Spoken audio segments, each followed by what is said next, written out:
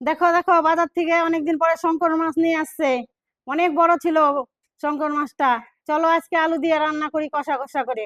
আমরা এটাকে শঙ্কর মাছ বলি, বাংলাদেশের শাপলা পাতা মাছ বলে। আজকে লেট হয়ে গেছে জন্য আমি সব ধোয়া কোটা বাটা করে নিয়ে আসছি। চলো উনুনটা ধরিয়ে নিই।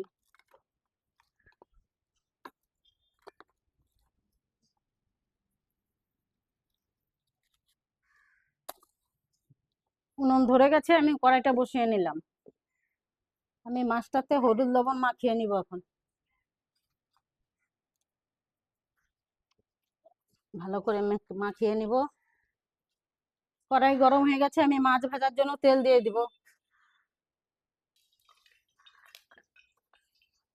তেল গরম হয়ে গেছে, আমি মাছগুলো এখন ভেজে নেব। আমি সবগুলো মাছ একসঙ্গে দিয়ে দেবো।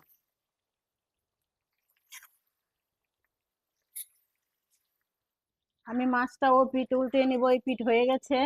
আর এই মাছটা অনেকে খায় না, এই মাছটা ভালো করে রান্না করলে পরে খুব সুস্বাদ লাগে। মাছটা ভালো করে রান্না করতে হবে, কেন অনেকে এটা খেতে চায় না।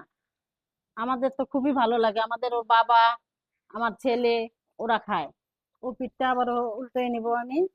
এই পিঠটা হয়ে গেছে, আর একটু ভাজা করব। একটু টাইম লাগে ভাজতে, মাছটা ভারী তো, মাছটা টাইম লাগে ভাজতে। আজকে এই মাছের রান্নাটা আমার দেখবেন, দেখে আপনারা রান্নাটা করবেন, রান্নাটা করে খেয়ে দেখবেন তো কেমন লাগে। মাছটা আমার ভাজা হয়ে গেছে, এখন উঠিয়ে নেব।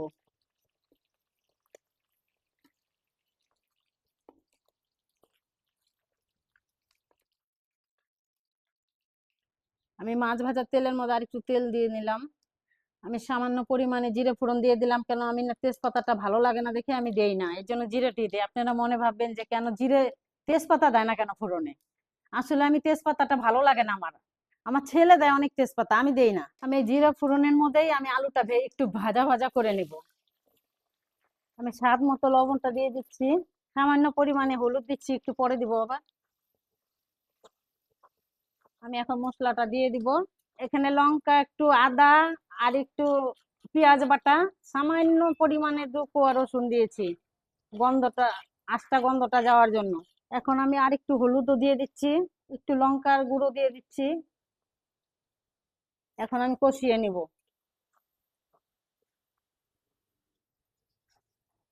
কষানো হয়ে গেছে আমার আলুটা। এখন আমি জল দিয়ে দিব, পরিমাণ মতো আমি জল দিয়ে দিচ্ছি।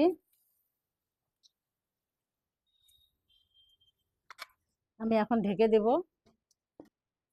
আমি ঢাকনাটা এখন তুলে নেব। জলটা ফুটে গেছে, এখন আমি মাছগুলো দিয়ে দিব। আমি 2টা টমেটো 4 ফালতি করে রেখেছিলাম, এটা আমি এখন দিয়ে দিচ্ছি। আমি জিরের গুঁড়োটাও দিয়ে দিব, এখন জিরে ধনিয়ার গুঁড়োটা আমি দিয়ে দিচ্ছি। আমি আবার ঢেকে দেব। আমি ঢাকনাটা এখন তুলে নেব। আমি এখন সামান্য পরিমাণ একটু গরম মশলা দিয়ে দিব।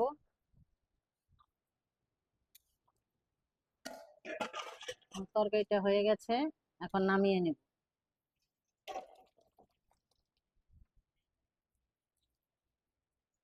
শঙ্কর মাছের রেসিপিটি বানিয়ে খেয়ে আমাকে জানাবেন, চ্যানেলটি অবশ্যই সাবস্ক্রাইব করবেন।